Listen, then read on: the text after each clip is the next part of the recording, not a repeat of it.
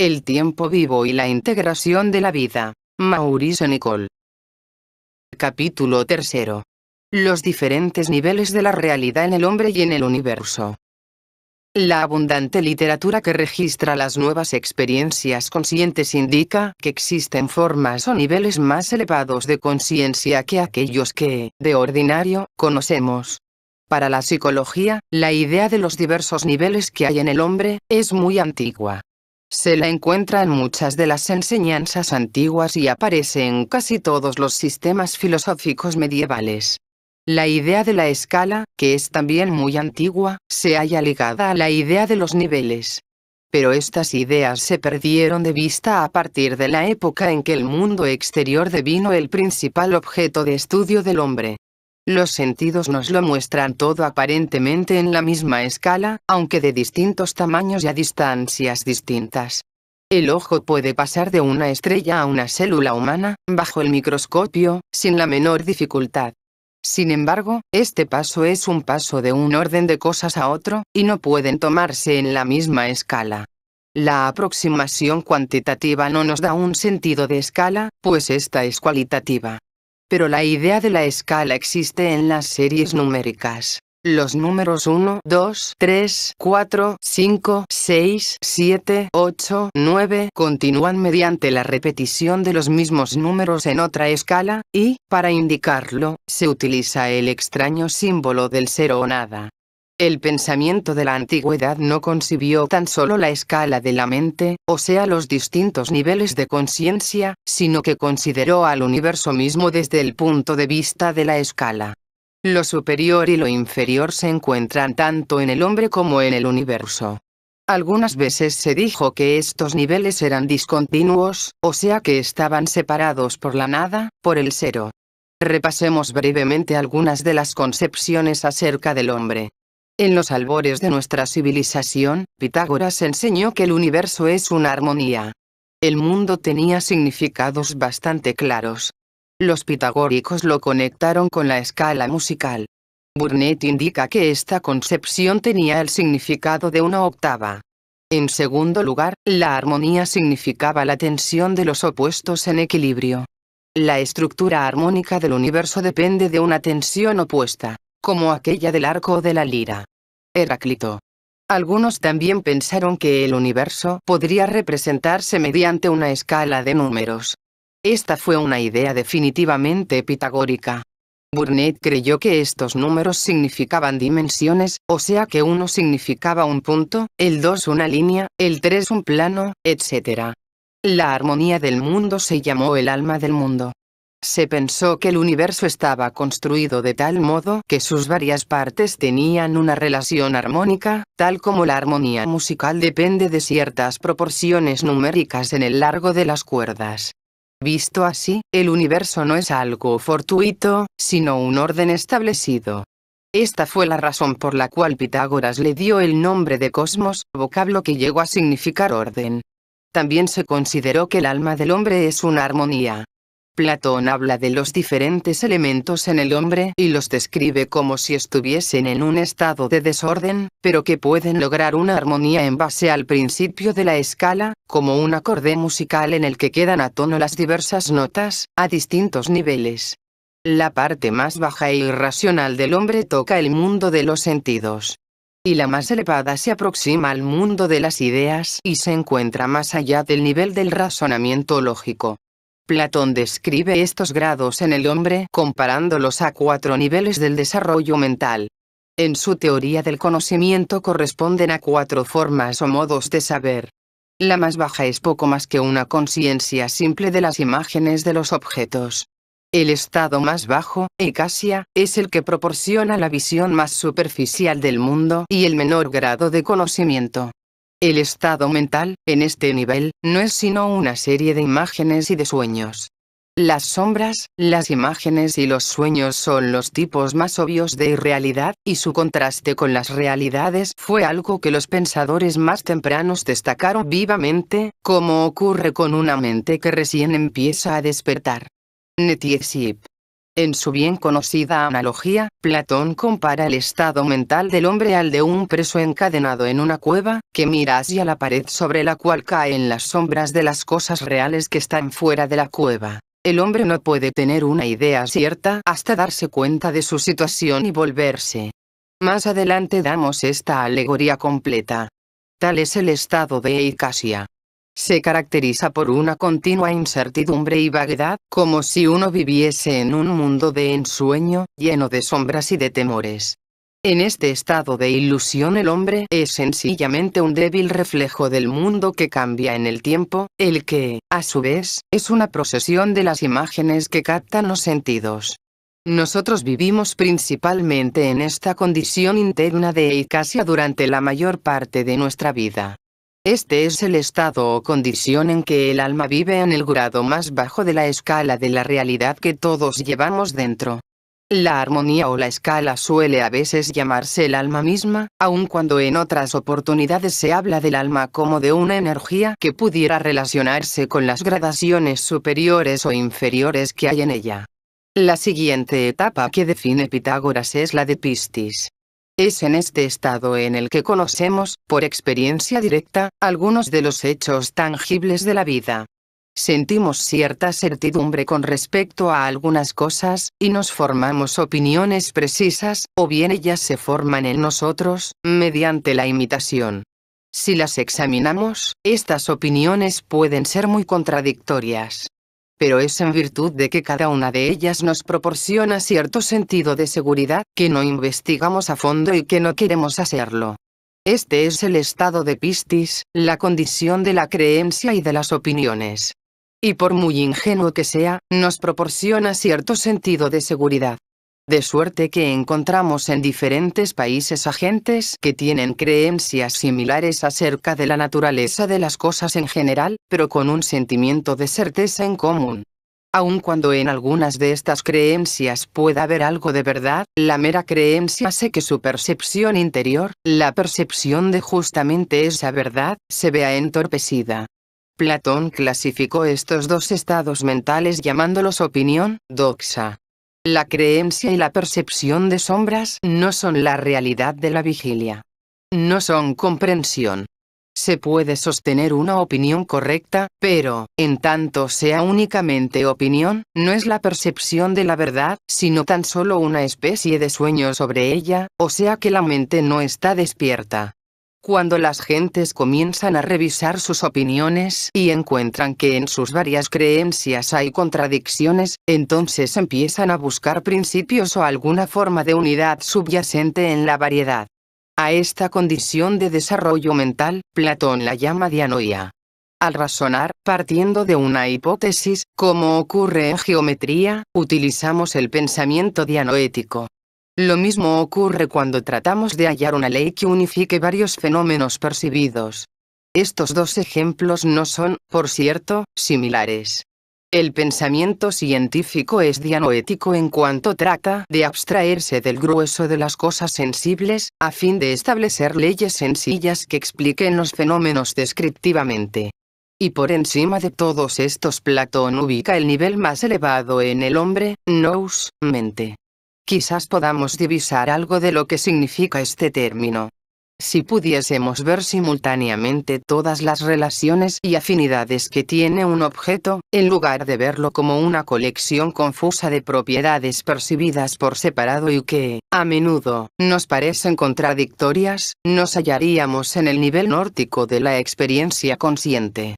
Supongamos que varios hombres de ciencia se hubiesen propuesto agotar todas las propiedades de un objeto, y que llegasen a comprender todas estas propiedades. Entonces consideraríamos el objeto como un centro en el cual convergen un número de leyes de la naturaleza, o la que Platón llamaría formas, ideas.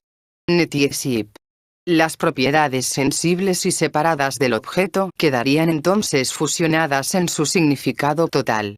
Se le vería como una expresión del universo, de suerte que todo cuanto nos informes en los sentidos no estaría ni perdido de vista, ni errado, sino que quedaría investido de un significado que trasciende toda percepción sensoria y devendría la manifestación de una forma inteligible o idea. En este nivel noético experimentaríamos el mundo de una manera diferente y nueva, o sea que lo experimentaríamos con respecto a la conexión, relación, sentido y significado de todo cuanto percibimos. La experimentación noética no puede ser sino materia del conocimiento individual. La participación del conocimiento, poseído por un número de personas que saben acerca de los distintos aspectos de la misma cuestión, no podría dar como resultado la noesis, como Netiesit parece implicar. Ya que el nivel noético de la experiencia consciente y el mundo de las formas de Platón están estrechamente relacionados, debemos examinar, durante un momento, la teoría cosmológica en que aparece esto último. Se considera que toda creación visible es una copia imperfecta de las ideas o formas invisibles y que uno puede aprehender tan solo por la mente, nous, en su nivel más alto. Nuestros sentidos nos revelan únicamente copias. Estas copias existen en el tiempo que pasa, pues todo lo visible, todo objeto sensible existe en el tiempo que pasa. Las ideas están fuera del tiempo, pero se reflejan en los objetos del tiempo. Y tenemos que el hombre se encuentra entre el mundo sensible de las copias y un mundo inteligible, que se percibe con la mente, de verdaderas formas, y del cual las copias son representaciones. Esta teoría cosmológica tiene tres términos: 1, aquello que deviene y que es una copia en el tiempo; 2, aquello en lo cual deviene; y 3, el modelo en lo cual aquello que deviene, la copia, está basado. Podemos comparar al recipiente con la madre, al modelo con el padre y aquello que surge entre ambos, como el hijo. Timeo, 50, d. Por consiguiente, la naturaleza o la creación de lo visible en el tiempo, no existe de sí mismo. No es la causa de sí mismo, sino una siempre cambiante copia de algo que yace tras las apariencias. El recipiente o la madre, es el espacio tridimensional y tiene que estar libre de toda propiedad, a fin de poder recibir la impresión del modelo. La copia yace en el tiempo. El modelo, la idea, yace fuera de nuestro espacio y tiempo. Puesto que yace en el tiempo, la copia está siempre cambiando, siempre manifestándose, pero tan solo parcialmente. Su plena expresión se encuentra en el primer diseño, o modelo original, más allá de nuestro tiempo. Entonces, si alguna vez pudiésemos llegar al nivel de la experiencia noética, nuestra percepción interior del modelo investiría a la copia exterior de un significado intenso. Nuestra intuición del modelo, como un conocimiento directo, quedaría libre de todas las propiedades de los sentidos. Sería un conocimiento aparte de los sentidos, pero en cuanto diese encuentro a la copia sensible en el espacio exterior, la exaltaría en todo su significado porque su forma total habría sido íntegramente percibida. Platón observa que, en este nivel de experiencia consciente, el mundo aparece como una escala o como una serie de órdenes de existencia, cada una de las cuales está conectada con un orden por encima y con otro por abajo. Ya hemos indicado un modo de prepararse para alcanzar este estado: el ejercitarse en poder ver unidas las relaciones que existen entre las diversas ramas del conocimiento disponible, o sea que el progreso en el conocimiento, es el progreso en la percepción de la unidad del conocimiento.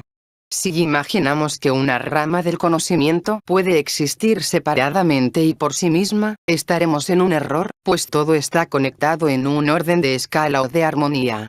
Pasemos ahora de Platón a un aspecto de la doctrina cristiana. La idea que hay un estado superior del hombre, es una idea necesaria para la religión. En términos cristianos, el hombre es ílico, psíquico y finalmente pneumático. Por cierto que, esto no es tanto una cuestión de tipos de hombres como de niveles en el hombre. En el nivel ílico tenemos una concepción puramente sensual de la naturaleza, como si ella fuese la causa de sí misma, y la igual materia. En el nivel psíquico, nivel que yo no puedo definir, tenemos aparentemente toda la haya de opiniones y creencias acerca de la vida, acerca del bien y del mal, que son pura imaginación.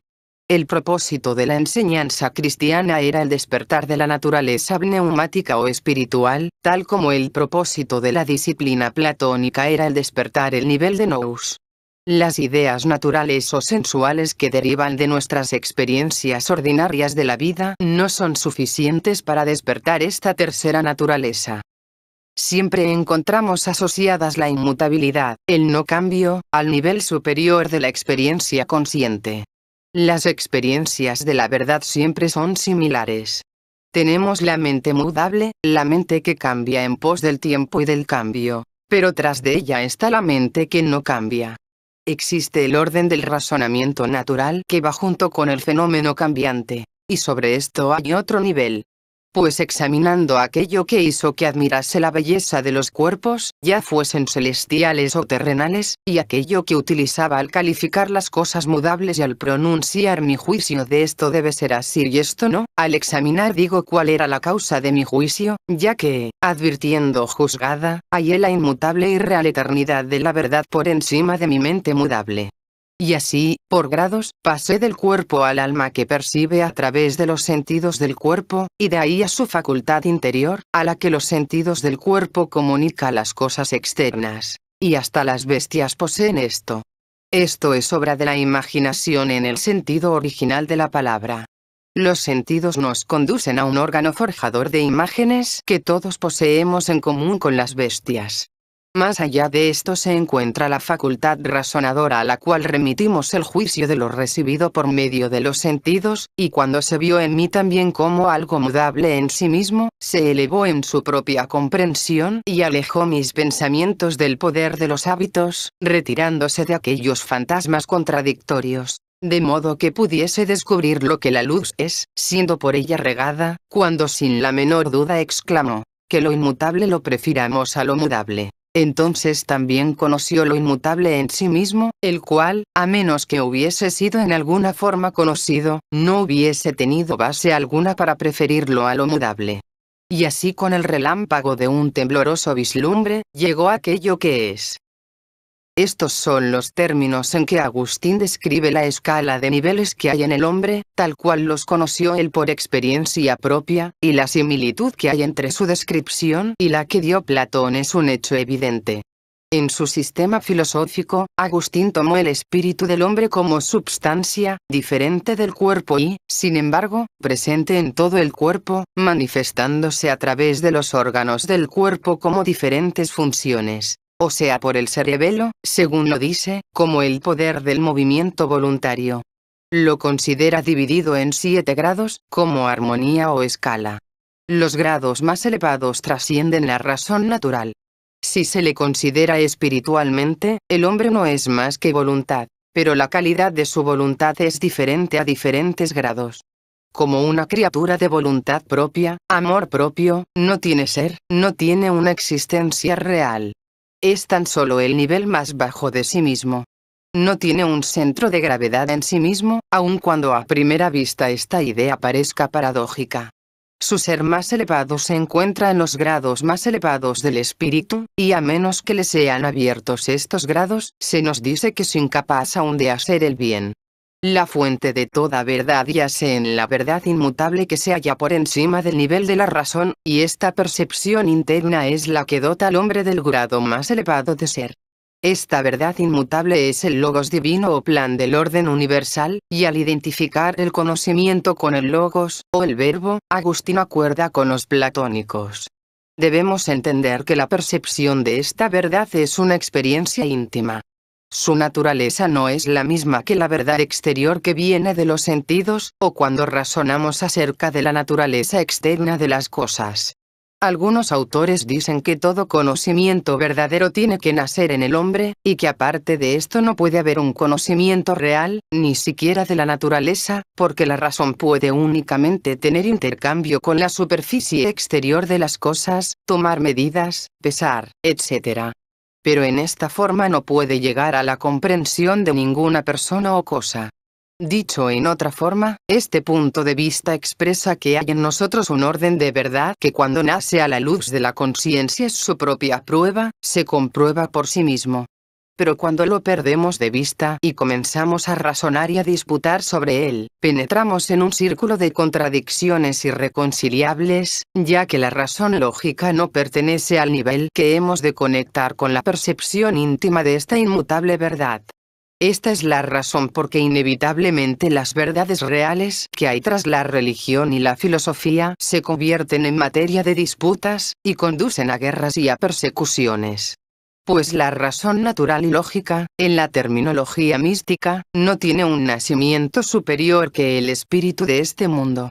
Solo puede ver las cosas bajo determinada luz, y esta luz deriva de la experiencia sensible y está volcada hacia afuera, hacia el fenómeno de espacio y tiempo.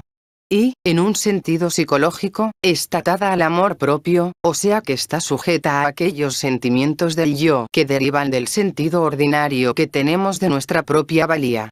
Los platónicos consideraban el pensamiento en su forma más pura como una visión, siendo el objeto de esta visión la verdad inmutable o el mundo inteligible, el reino del significado en sí mismo. Este pensamiento puro, y que no es aquel pensamiento que nosotros comprendemos, está por encima de todos los procesos de razonamiento y de argumentación. Se dice que los vislumbres de él tienen el poder de transformar momentáneamente toda nuestra comprensión. Este es el poder transformador latente en el hombre, un nivel superior de experiencia consciente. Los platónicos posteriores adoptaron el punto de vista de que todo contacto con el mundo inteligible, o sea con el mundo de las ideas, transformaba el alma y que ésta, finalmente, podía alcanzar el grado de comprensión que abarca la perfección total del universo inteligible. Se nos dice que en la amplitud de la visión interna el mal desaparece por el mero hecho de que la verdadera y necesaria relación de todo se ve en sus debidas proporciones. Quisiera llamar la atención del lector sobre un punto. Si creemos en un nivel superior de conciencia latente en el hombre, cualquier experiencia de su actividad tiene que obrar en una dirección completamente distinta a lo que es usual en nosotros. Al ir en pos de la evidencia de los sentidos, aceptamos la suma de su realidad como si, más o menos, dicha realidad estuviese en ellos. No es fácil convencerse de que hay otra cosa de un efecto más real. Pero si la experiencia noética es una cosa posible, es preciso que venga de otro lado y, por lo mismo, involucra una reversión del proceso ordinario. Y aquí estamos tratando de un asunto que no pertenece al orden del tiempo. Si creemos en el progreso temporal del hombre, también hemos de creer que alguna vez podrá descubrir toda la verdad posible. Desde semejante punto de vista uno ve la verdad como algo que ya se adelante, en el tiempo, y hacia la cual marcha el hombre. Pensamos que las gentes lo descubrirán todo algún día. Pero si colocamos un nivel superior por encima de todos los procesos mudables en el hombre, y le conectamos con una forma de conciencia que nos procura la visión íntima de la verdad, visión que se encuentra más allá de lo que nos pueda proporcionar cualquiera de las formas de conciencia que ordinariamente conocemos, entonces veremos que la verdad no yace en el tiempo, en el futuro, sino que es algo que está acá, ahora, únicamente que por encima de nosotros, por encima de nuestra conciencia actual. Para algunas personas es sumamente difícil pensar, a menos que lo hagan en términos de tiempo. No pueden concebir órdenes de existencia, o grados de comprensión, o niveles de conciencia, como algo que forma parte de la estructura inherente a todas las cosas, algo siempre presente. Repito que pensar desde este punto de vista requiere una reversión de nuestra acostumbrada manera de pensar. En un capítulo posterior volveremos sobre este punto. Debo pedir al lector que considere algunas de las más antiguas teorías cosmológicas, especialmente porque ellas no consideran al mundo visible en el tiempo como si fuese la suma total de la realidad. Tomemos, como ejemplo, el sistema de Erígena, y examinémoslo brevemente. Este sistema pertenece al siglo X a.C., y su punto de vista general, como el del sistema pitagórico platónico, que ya hemos visto, puede expresarse en la frase visibilia ex invisibilibus. Lo visible deriva de lo invisible. Es un sistema basado en la escala. De acuerdo con todos los sistemas de esta naturaleza, vivimos en un universo creado en el que nada vive de sí mismo, pues todo el universo, incluyendo aquella parte hacia la cual se abren nuestros sentidos, está conectado. Erígena coloca en la cima de la realidad a la mente en sí, no a la deidad, definiéndola como aquello que crea, pero que no es creada. ¿Dónde está, pues, esta mente de la cual deriva todo el orden del universo? Se nos ha dicho que Dios no está en el espacio ni en el tiempo, que la mente, en su sentido supremo, siendo el poder que da orden a todo, no puede ser comprendida por nuestra razón pasiva, sobre la que están impresas las ideas naturales derivadas de nuestra experiencia sensible, y que ningún pensamiento puede abarcar toda su medida. Pues se encuentra fuera del visible mundo del espacio y corre a lo largo del tiempo. Enseguida, aprendemos que de esta mente se deriva, primero, el orden de las ideas, acerca de las cuales ya hemos tratado, y de las que son copia todas las cosas creadas. Naturalmente este orden es algo que no puede aprehenderse por medio de los sentidos ordinarios. Entonces tenemos que las ideas, como un segundo orden, también son creadas y a su vez crean. En última instancia crean el orden de vida con el cual estamos familiarizados, el mundo visible de las gentes, de los animales, de las plantas. Podemos imaginar a un arquitecto que informa a sus discípulos de sus planes, y les encarga llevar a cabo sus instrucciones. Pero, a la vez, hemos de imaginar que las condiciones bajo las cuales deben cumplirse estas instrucciones, están también definitivamente limitadas. Como ejemplos prácticos, o como experimentos de las ideas, estamos sujetos al tiempo que pasa, en el cual nada puede realizarse instantáneamente. Todo ha de conformarse a un proceso de transición que va de un momento a otro. El tercer orden es, por lo tanto, el orden de las cosas creadas, incluyéndonos a nosotros mismos, y que podemos percibir en el tiempo, y que necesariamente son copias imperfectas de las ideas que proceden de la mente. Entendemos, por lo tanto, que el mundo fenomenal es un mundo de efectos, cuyas causas se encuentran a un nivel superior en la escala de la realidad. Aun cuando estos efectos están relacionados los unos a los otros en cierta secuencia en el orden del tiempo, hecho que nos es posible estudiar de un modo científico, no podemos llegar a las causas como es debido. Aún más, hemos aprendido que aquello que se encuentra fuera del tiempo está libre de los opuestos y de las contradicciones internas. En el tiempo, todo lo experimentamos en términos de opuestos, y nuestro pensar se basa en eso principalmente, en los opuestos. De esto sigue que la mente en sí misma se encuentra mucho más allá de nuestro nivel natural de pensamiento. Por este motivo Erígena dice que no podemos aplicar nombre ni cualidad conocida alguna a Dios. Se le puede llamar verdad, bien, justicia o cualquier otro nombre que queramos, pero todos estos predicados implican un opuesto. Y ya que pensamos por medio de palabras para las cuales siempre podemos hallar un opuesto, nos es imposible concebir la naturaleza de Dios.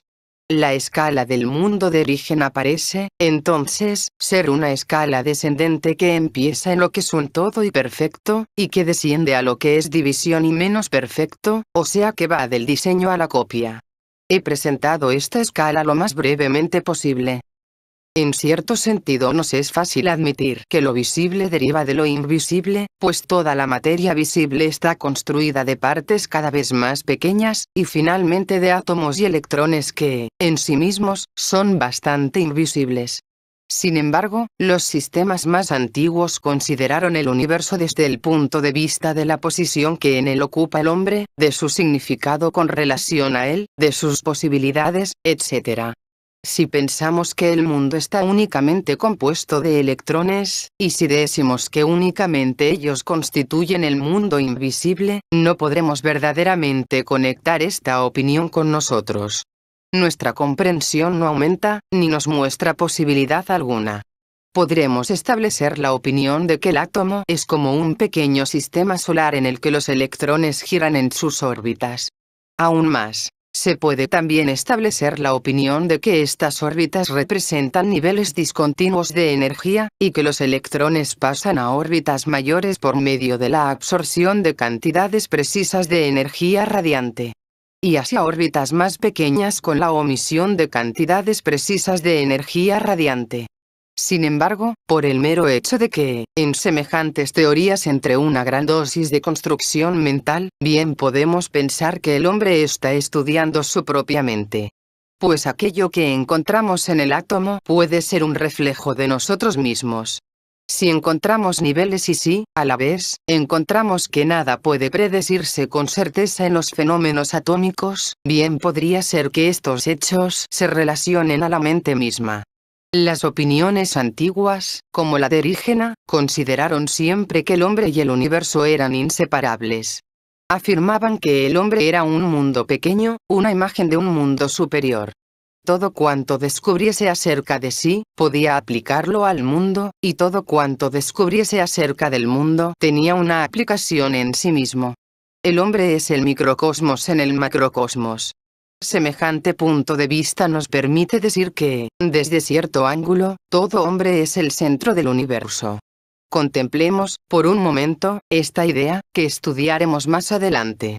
Algunas veces el mundo nos produce una impresión sobrecogedora, y esto quizás sí sea especialmente cierto hoy en día cuando todo se encuentra anormalmente unido, debido a los últimos descubrimientos en la electrodinámica. Podemos oírnos los unos a los otros a distancias enormes. Esta velocidad de las energías radiantes con las que nos ponemos en contacto instantáneo con todos los puntos del mundo, es algo verdaderamente inconmensurable con el hombre, o sea que está fuera de toda proporción con respecto a las proporciones del hombre. Por así decirlo, el hombre está viviendo en un mundo que no le pertenece. Y así siente la pérdida de la individualidad y localidad. Se encuentra sobrecogido y emocionalmente está letargado, perdido en medio del clamor de las cosas externas. Sin embargo, cada uno de nosotros está en el centro del mundo, pues cada cual ve el mundo y todo cuanto en el mundo hay. Erígena coloca la mente en la cima de la escala de la realidad, la coloca fuera del espacio y fuera del tiempo. A la manera científica nosotros colocamos todas las causas originales en un tiempo lejano. Con nuestra manera ordinaria de pensar no podemos comprender cómo hemos de considerar las causas de otro modo, pues nuestras ideas naturales surgen de nuestra experiencia del espacio y del tiempo. Habitamos un mundo de tiempo que pasa, un mundo que es de momento a momento, un mundo de opuestos, de contradicciones y, por así decirlo, de medias verdades. Al verano le sigue el invierno, a la guerra le sigue la paz, etc., y estos opuestos se encuentran separados por el tiempo. Lo que llamamos nuestra razón pasiva argumenta en base al tiempo y al espacio como los conocemos. Trata de explicarlo todo sobre esta base. Pero al estudiar sistemas como el de Erígena, hallamos que nuestro espacio y nuestro tiempo son condiciones particulares a que todos los mortales están sujetos. En breve, únicamente conocemos una realidad limitada que se caracteriza por su paso en el tiempo. De esta suerte, se nos indica que la causa fundamental y original de todas las cosas no se encuentra en 1.000.000 de años atrás. Se encuentra fuera del tiempo, se encuentra ahora. Erígena deriva ciertas conclusiones de la escala del mundo en la que basa todo su sistema. Lo que se encuentra en un nivel inferior no puede comprender a un nivel superior, pero puede ser plenamente comprendido y entendido por lo superior, y puede hallar su completo significado únicamente cuando trata de penetrar la realidad que yace sobre él. El ser consciente del hombre es capaz de ascender en esta escala. Ya que esta escala se da como una representación de la verdadera estructura del universo, se nos indica que todo mantiene cierta relación con todo lo demás. Hallamos esta misma idea en la escala pitagórica de las proporciones armónicas. Por experiencia directa sabemos, hasta cierto punto, que nada vive de sí mismo. Podemos percibir que nuestra vitalidad emana de la energía del sol que obra sobre las diminutas máquinas solares en las hojas de las plantas y en los organismos que flotan sobre la superficie del mar. Y construyen de la luz, del aire, del agua, de los minerales, el alimento que mantiene la vida orgánica en general. En este sentido, dependemos de que lo que es perceptiblemente lo menor para nuestra existencia física. El sol, el hombre y la célula están conectados. Pero cada uno es de un orden diferente. El sol es un cuerpo de una vasta energía y, cuya temperatura interior es de 40 millones de grados. La célula es el microscópico elemento acuoso de la vida y de ella se construye todo tejido vivo. Existimos en un universo de relaciones en el que todo está sometido a un orden, de suerte que el todo, la totalidad, constituye una unidad. En sí mismo, este orden es real. Hallamos orden en el átomo, en el número limitado de posibles órbitas que rodean el protón central. Encontramos orden en la constitución del cuerpo humano, en la interrelación de sus órganos, en la integración de su sistema nervioso. Encontramos orden en el mundo estelar y planetario. No solamente hallamos cargas positiva y negativa en la electricidad y acción y reacción, sino un tercer principio, orden. Ya que todo está proporcionalmente unido en una común entidad de orden, el universo de origen está conectado por todos lados. Lo inferior está comprendido en lo superior y es relativamente menos real que lo superior. Todas las cosas son reales, pero relativamente menos reales que lo que hay sobre ellas. Por cuanto el hombre es un pequeño universo en sí mismo, esta escala de relativa realidad también existe en él, hasta cierto punto, de suerte que pueda llegar a ser más real, puede lograr una existencia más plena, ascendiendo por ella en sí mismo. El efecto de este esquema es hacer que el mundo sea un complejo sistema de grados de realidad dentro del cual cada cosa es, desde un punto de vista, real y existente. Y, desde otro punto de vista, irreal y no existente, la existencia inferior es irreal en comparación con la superior, a través de todo el universo, a menos que la totalidad de las cosas sea una masa desconectada de particularidades, y, por tanto, no sea un universo en forma alguna. Es imposible pensar acerca de cada cosa como si estuviesen todas en el mismo plano de realidad.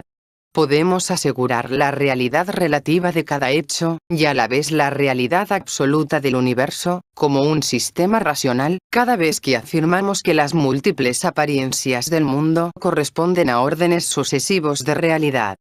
Henry Beth, Johannes Scotus Erigena. Cada cosa perceptible existe más en la mente del hombre que en sí misma, pues la mente es la realidad fundamental y es superior a cualquier cosa perceptible. Dicho de otro modo, los unos a los otros podemos darnos más existencia en la aprehensión mental de unos a otros. En vista del enorme valor que da Erígena al hombre, no debe sorprendernos hallar que llegue al extremo de decir que todo cuanto es perceptible por los sentidos esté hecho para beneficio de los sentidos humanos. Pone el énfasis en el hombre, no en el mundo exterior. Pero permaneciendo como una simple criatura de los sentidos, el hombre carece de una verdadera existencia. Y, en consecuencia, sufre el mal debido a su propia irrealidad relativa, porque no corresponde a la realidad que le es posible ser.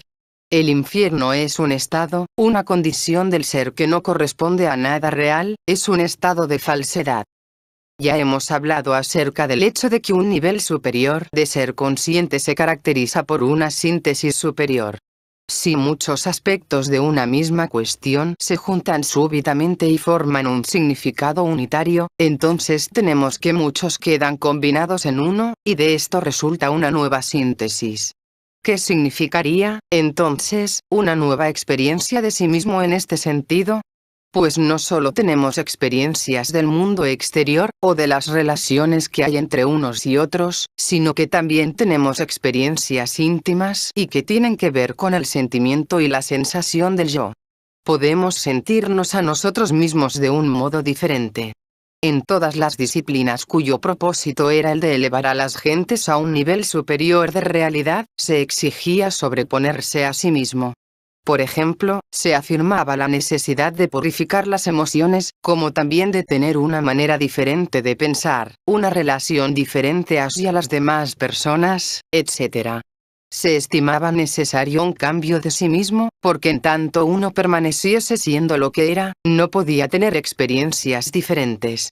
Y solamente podía producirse un cambio permanente por medio de nuevas ideas y de nuevos esfuerzos. Pero suelen ocurrir cambios momentáneos.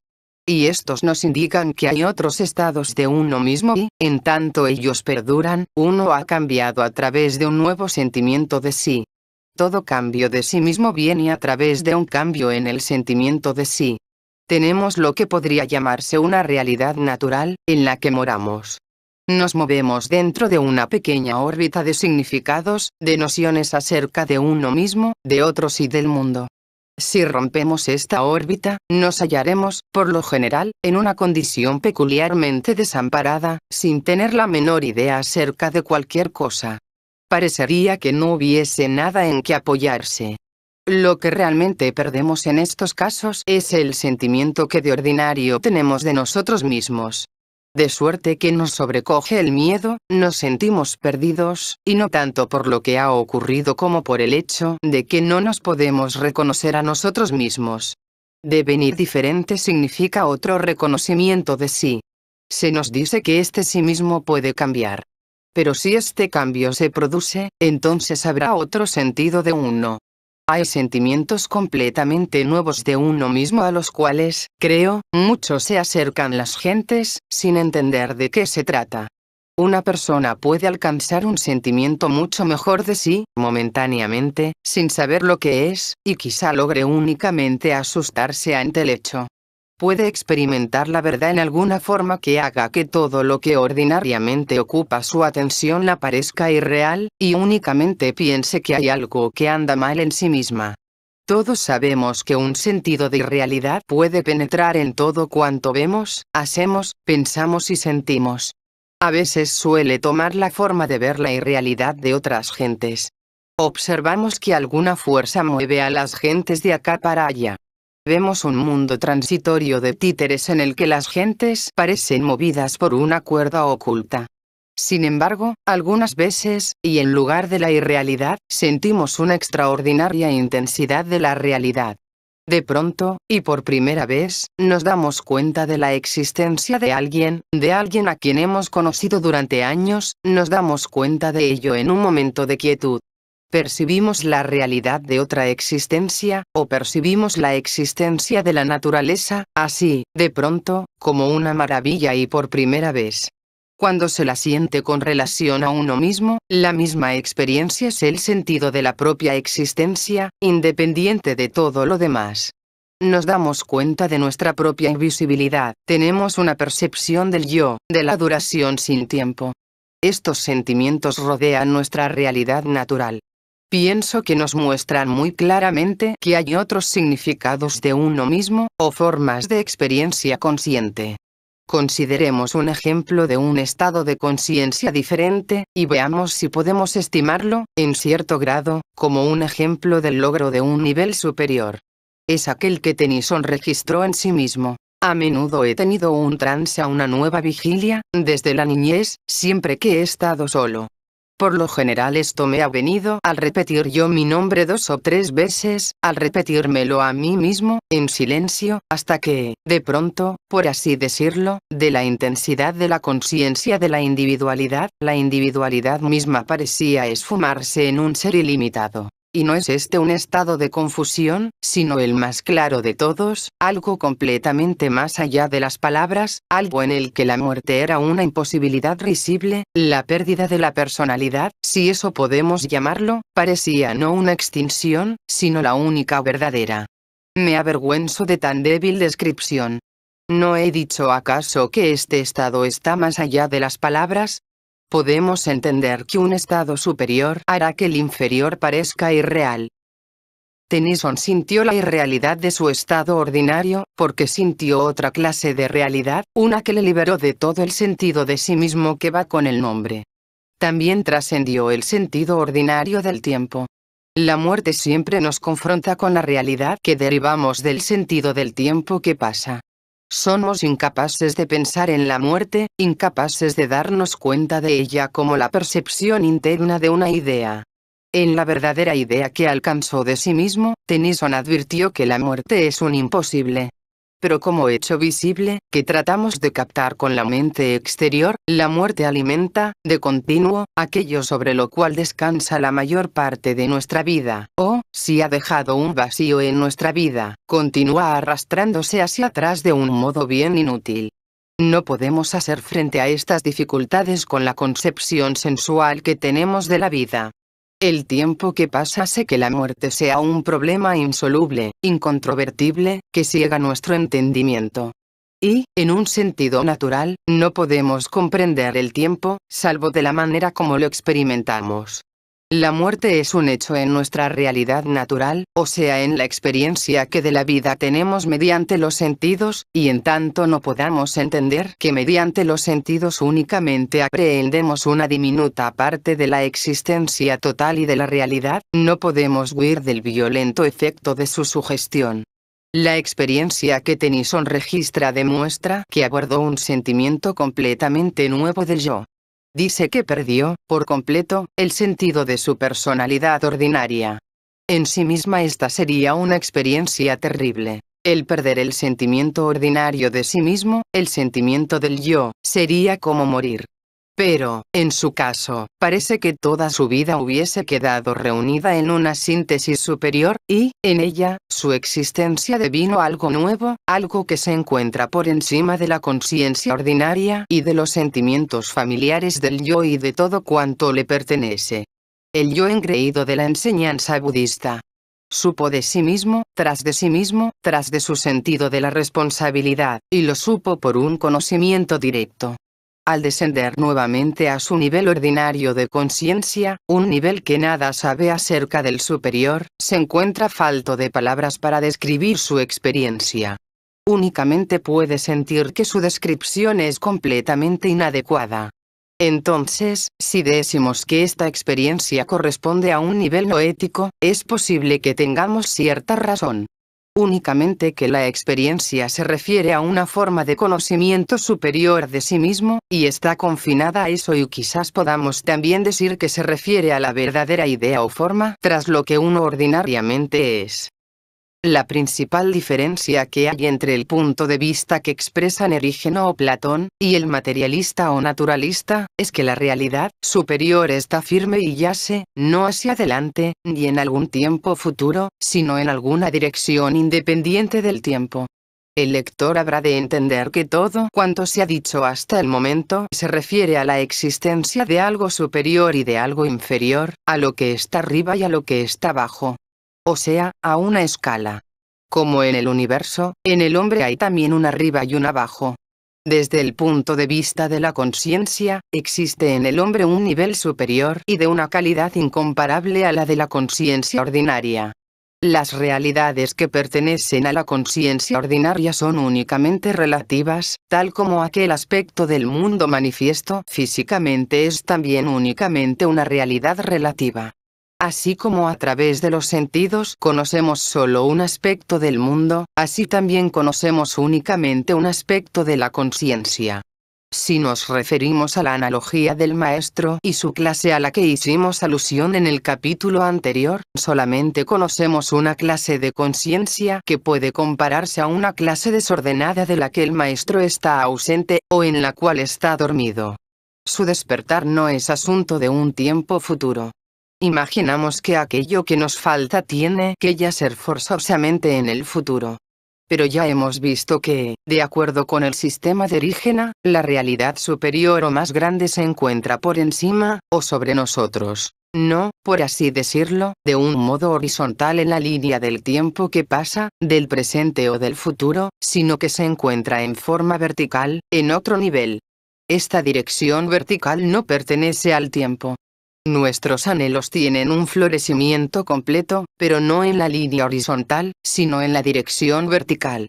Tenemos que imaginar esta dirección cada vez que reflexionemos sobre la experiencia de Tennyson.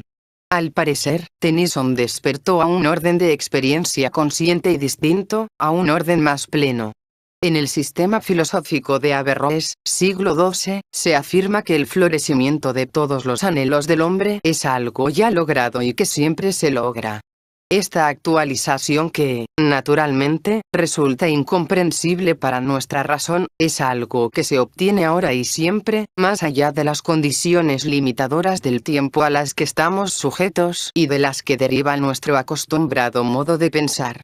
El pleno florecimiento del universo y todo cuanto contiene, al ser algo ya actualizado y que siempre se actualiza, según este y otros pensadores, no puede, por cierto, pertenecer a aquel orden del tiempo que conocemos nosotros. Pero ya que la dirección de nuestro pensamiento sigue el orden del tiempo, nos es sumamente difícil comprender este diferente y singular punto de vista. Según Averroes, el hombre está constituido de tal modo que puede comprender cuál es esta otra dirección, y puede empezar a ser feliz únicamente cuando empieza a descubrirla. Se dice que por encima de la comprensión pasiva hay una comprensión activa que puede captar la naturaleza de esta dirección. Sin embargo, aun cuando todo es incomprensible, podemos, hasta cierto punto, comprender lo que debe significar. Debe significar que debemos pensar de una manera distinta acerca del tiempo. Como podremos verlo más adelante, se ha dicho repetidas veces que no nos será posible entender nada como es debido, a menos que logremos sobreponernos a la ilusión del tiempo. Es menester que haya una transformación en nuestro entendimiento a fin de que en nosotros pueda nacer otro nivel de comprensión. Los antiguos pensadores atribuyeron tan singular importancia a este nivel superior del pensamiento que, como ya lo he mencionado antes, a menudo nos encontramos con la afirmación de que nadie puede tener un conocimiento real a menos que haya sentido la influencia de este grado superior. O sea, que el hombre ha de ocurrirle algo muy preciso y definido antes de que pueda verdaderamente empezar a comprender. En términos cosmológicos, Averroes dice que nuestra comprensión corresponde al mundo sublunar y que, en tal condición, es incapaz de solucionar los problemas que nos confrontan, porque con tal comprensión no entendemos nada. Así como el despertar hace que los sueños parezcan irreales, así, se nos dice, también ocurre cuando despertamos a otro nivel de conciencia en el que todos nuestros problemas, preocupaciones y perplejidades parecen irreales. Uno de los mejores intérpretes de las ideas psicológicas de Boehme expresa con gran claridad este punto de vista, con los siguientes términos. Puede decirse que la mayor parte de la humanidad, mejor dicho, todos los cristianos, están dormidos. Aquella particular forma de su vida, la que ocupa la mente del hombre, sus pensamientos y sus acciones, bien puede llamarse su sueño particular. El sabio y el ignorante, el rico y el pobre, todos se encuentran en el mismo estado de sueño, y su vida transcurre en una clase distinta de sueño. William Blau. Este autor del siglo XVIII afirma también, en lenguaje teológico, que el hombre tiene la posibilidad de alcanzar un estado por encima del sueño. Y esta es la principal de las ideas psicológicas que se encuentra en toda religión. Debemos notar de que Lao establece una conexión. Tal como era de esperarse, conecta este estado de sueño con el tiempo. En este sentido sigue a su maestro muy de cerca, pues Boehme afirmó que el hombre cayó dormido en el tiempo. Naturalmente nosotros no podemos comprender lo que esto significa. Y a fin de comenzar a entender lo que puede significar precisamos una gran cantidad de ideas y de concepciones nuevas. Lao dice que el hombre no puede entender lo que significa su vida, a menos de que capte el hecho de que su constitución contiene una posibilidad superior en sí misma, una posibilidad que yace por encima del estado del sueño y del tiempo. Una vez que se da cuenta de esta posibilidad, cualquiera que sea, el hombre logra un nuevo tipo de vista acerca de sí mismo y del significado de su vida. Y nos dice que este darse cuenta es conocerse a sí mismo, conocerse en potencia. Suponed que un hombre se conozca a sí mismo, que llegue a este mundo sin más misión que la de levantarse por encima de la vanidad del tiempo, suponed que gobierne su pensamiento interno y su acción externa mediante este punto de vista acerca de sí mismo, y entonces, para él, cada uno de sus días habrá perdido todo su mal. La prosperidad y la adversidad no tendrán una diferencia tangible, porque recibirá ambas con el mismo espíritu. Las obras de William Lao, publicadas originalmente en privado, en 1749, y reimpresas en privado, en 1893. Esta misma noción, la noción de que no estamos despiertos, de que no estamos al nivel de conciencia donde nos sea posible entenderlo todo correctamente, y en el que nos es imposible saber o tener algo real, y en el que tampoco podemos tener dominio ni control sobre nosotros mismos, porque no somos conscientes del punto en el cual sería posible el control. Esta noción, digo, se encuentra en todas las enseñanzas platónicas, cristianas y en muchas otras. Pero consideremos cuán difícil, cuán imposible, es que podamos admitir que vivimos dormidos. Esto no puede ser una simple admisión. Uno ha de ir dándose cuenta de ello gradualmente. Y esta experiencia solo puede producirse mediante las influencias de los esfuerzos y de las ideas que pertenecen a la ya casi perdida ciencia del despertar. La idea de este despertar se encuentra en muchas partes del Nuevo Testamento, velad y orad, y deberíamos tratar de captar todo el significado de velar como mantenerse despierto. Y si a cada paso se nos dice, en los Evangelios, que nos mantengamos despiertos, ¿no nos dice también con claridad que estamos dormidos y que el conocimiento de sí mismo es darse cuenta de que se está dormido? Heráclito dijo, yo me busqué a mí mismo. La doctrina del propio conocimiento, escrita sobre el pórtico de Delfos, no es lo que imaginamos. Podemos buscarnos a nosotros mismos únicamente al darnos cuenta de que no tenemos un ser.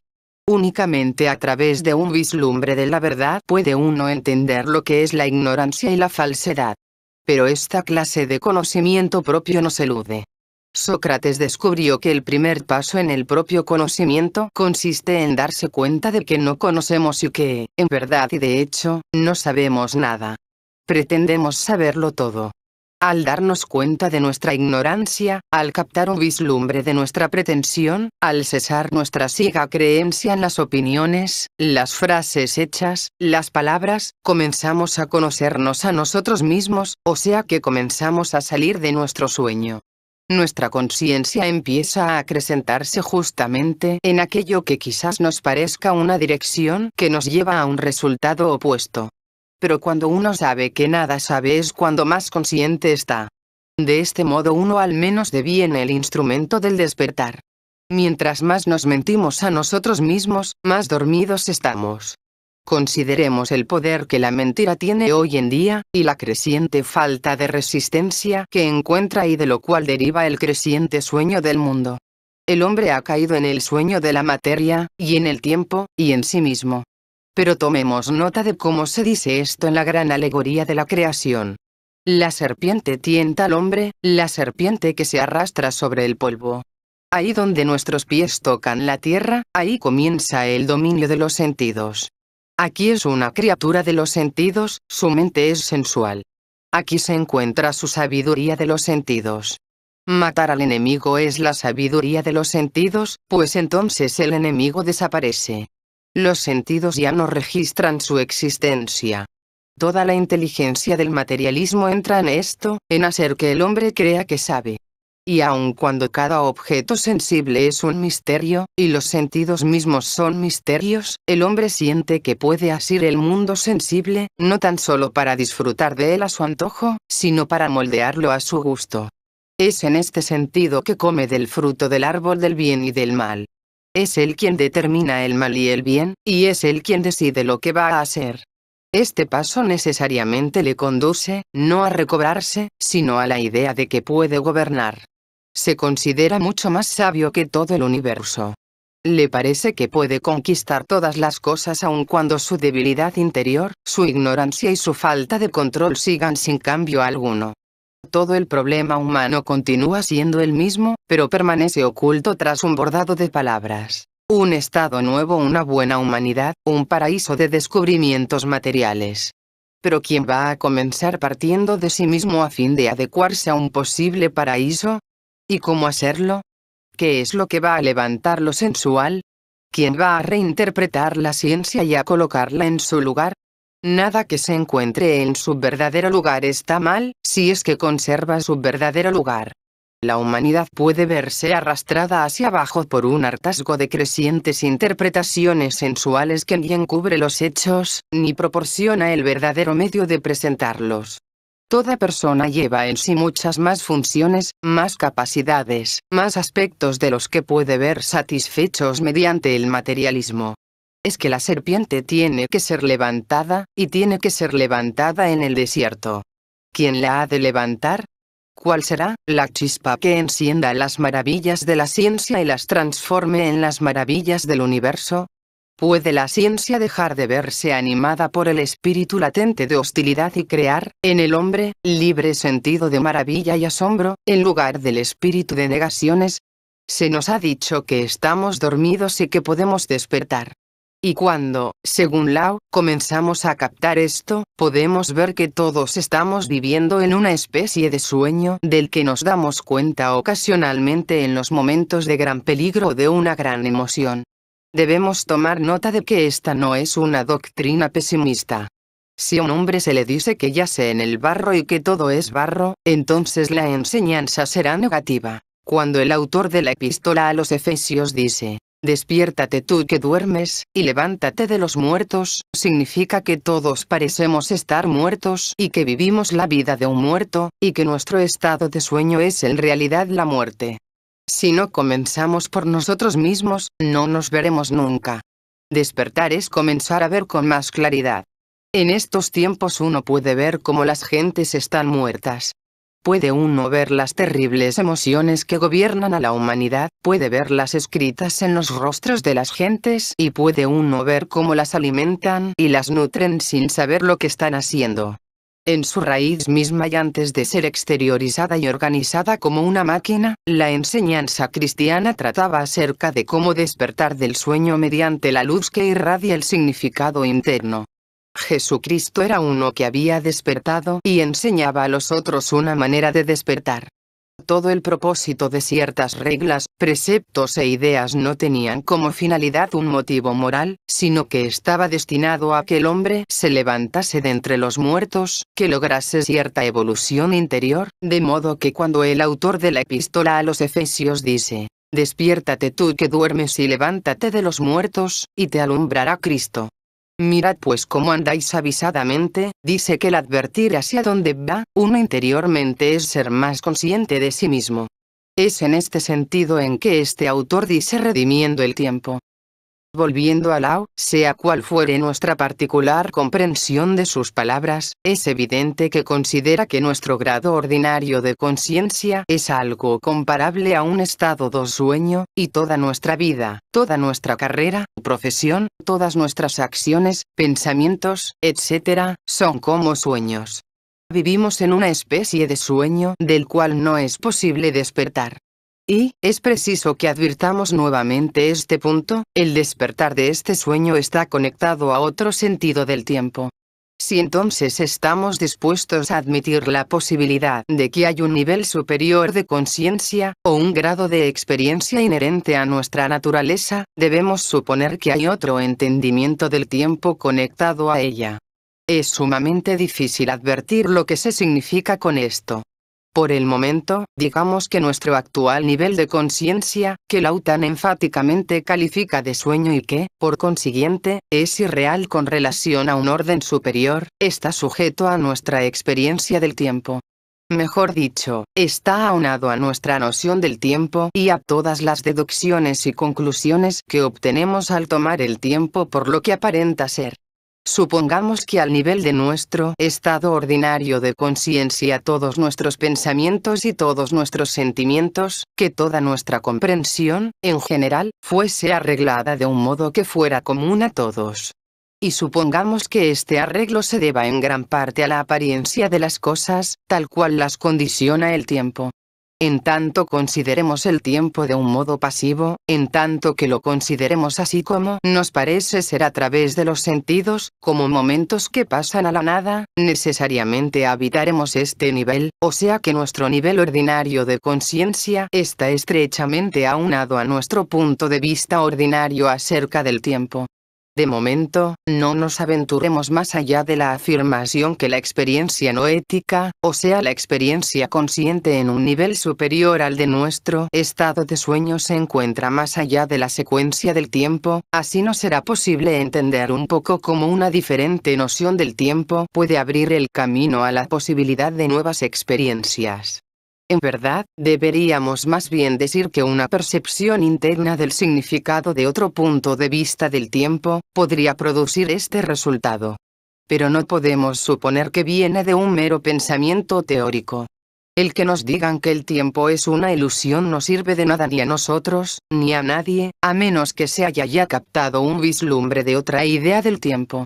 Pero uno bien puede darse cuenta de que nuestra conciencia ordinaria está bajo el dominio del tiempo y que gran parte de nuestra ansiedad y de nuestros temores es una cuestión de tiempo. ¿Qué pensamos acerca del tiempo? Existimos en un mundo que no entendemos en forma alguna. ¿Qué es la naturaleza? ¿Qué es el tiempo? ¿Qué es el espacio? ¿Qué somos nosotros? Todo lo damos por supuesto. En nuestra manera de pensar no encaramos ningún problema real, sino que nos aferramos a cualquier opinión prefabricada. Nos acostumbramos, por ejemplo, al misterio del tiempo. No existe en lo más profundo de nuestro pensamiento el problema del tiempo, aun cuando nunca pensemos verdaderamente acerca de él. Consideremos aquella extraña experiencia de que una persona fue y que ya no es más. Consideremos nuestra niñez y muerte. ¿Dónde está todo lo que en el devenir fue y todo cuanto será? ¿Qué es este extraño ahora y entonces que, al percibirlos juntos, hacen que la mente tiemble al borde de un nuevo significado? Contemplamos ruinas y nos maravillamos ante el misterio de, en cierta época. No podemos asir lo que esto significa. Nos sentimos cerca de un significado que es algo potencial, pero que no podemos alcanzar.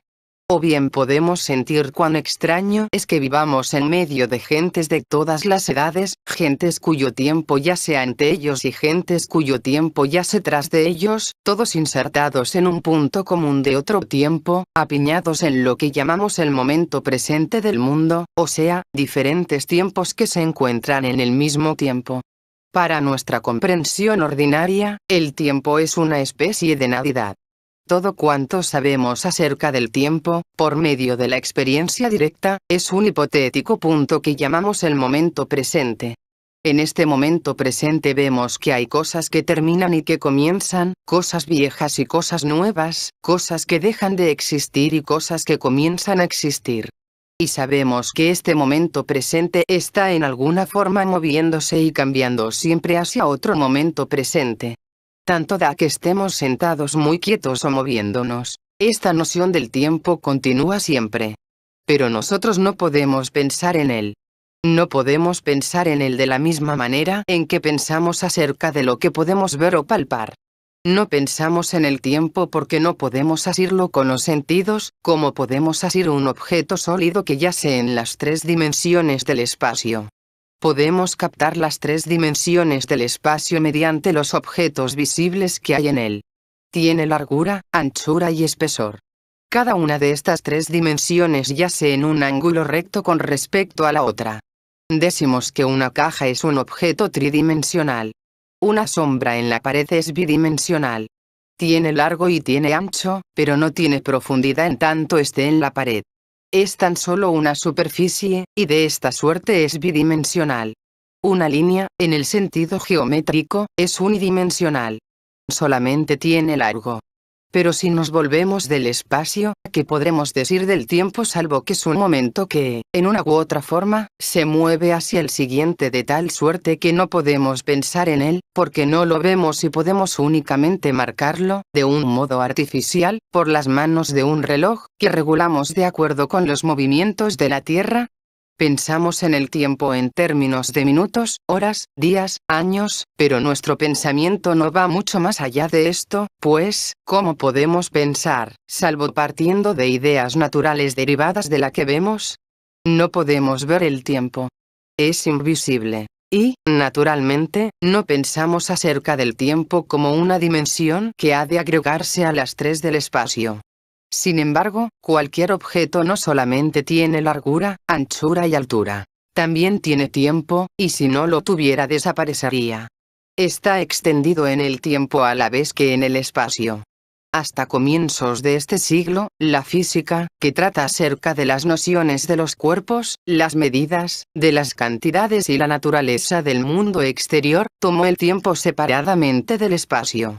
Para ella el mundo era tridimensional y el tiempo una cosa aparte, o sea, que trataron tiempo y espacio como si fuesen independientes el uno del otro. Las 3 coordenadas del espacio, que corresponden a líneas rectangulares trazadas en las dimensiones de largo, ancho y alto, llamémoslas X, Y y Z, se tomaron independientes del tiempo, T. Pero los objetos de nuestra percepción invariablemente incluyen lugares y tiempos en combinación. Nadie se ha dado cuenta de un lugar salvo en un tiempo, o de un tiempo salvo en un lugar. un punto del espacio en un punto del tiempo, o sea un sistema de valores X, Y, Z, T, los llamaré el mundo. Minkowski, el principio de la relatividad. Un objeto tiene siempre que estar en cierto lugar, en cierto tiempo, y no basta definir su posición en el universo únicamente en términos espaciales. Un automóvil pasa por un punto dado en un camino, punto que podemos definir en términos espaciales tomando coordenadas y medidas. Un hombre pasa por el mismo punto, y con relación a nuestras coordenadas se encontrará en el mismo lugar que el automóvil. Pero si dejamos el factor tiempo fuera de nuestros cálculos, necesariamente ocurrirá un choque entre el automóvil y el hombre. Tenemos que agregar una nueva coordenada, un nuevo valor, pues aun cuando el automóvil y el hombre pasen por el mismo punto, les separa un intervalo de tiempo. Observemos el resultado que da el agregar esta cuarta coordenada del tiempo. Entramos inmediatamente al mundo invisible, pues para nuestra percepción visible el mundo es tridimensional, y el punto sobre el camino por el que pasaron el hombre y automóvil es el mismo punto visible en el mundo tridimensional. Es el mismo lugar en el mundo tridimensional, pero en el mundo tetradimensional no lo es. En el lenguaje que Minkowski emplea, el punto del camino, cuando lo pasa el automóvil y cuando lo pasa el hombre más tarde, son dos puntos del mundo bien separados. Así se toma el tiempo como un elemento del mundo tetradimensional, o sea de un mundo muy diferente al perceptible por nuestros sentidos que no nos informan del mundo tetradimensional, sino únicamente de un punto del mundo que nos parece un mundo tridimensional, que se mueve en el tiempo. No hemos de pensar acerca de los objetos que perduran en el tiempo como una cosa solamente tridimensional que parece ser, como por ejemplo mi mano, que en este momento puedo ver ante mis ojos. Hemos de verlos como algo que describe mi línea en la dimensión del tiempo. Mi mano y mi cuerpo no describen las mismas líneas. Quizás fuera mejor decir que no están únicamente extendidas en las tres dimensiones del espacio, sino que también se extienden en la cuarta dimensión. Tales líneas del mundo yacen en el mundo tetradimensional.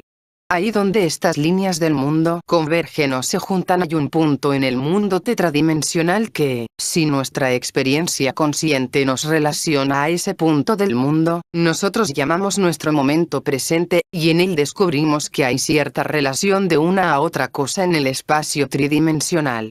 Sé cómo todo el universo gira en líneas del mundo similares, y estoy dispuesto a anticiparme y decir que, en mi opinión, las leyes físicas pueden hallar su más perfecta expresión como relaciones recíprocas entre estas líneas del mundo. Minkowski. Más adelante veremos cómo Fechner tenía ideas similares acerca del mundo. Aún más, hemos de pensar que nuestras vidas son líneas en el tiempo tetradimensional, y que, en términos psicológicos, estas líneas tienen una existencia y, presumimos, también, relaciones recíprocas entre ellas, como líneas y no solamente como puntos. Más adelante abordaremos la idea de la extensión de nuestras vidas en dimensiones superiores.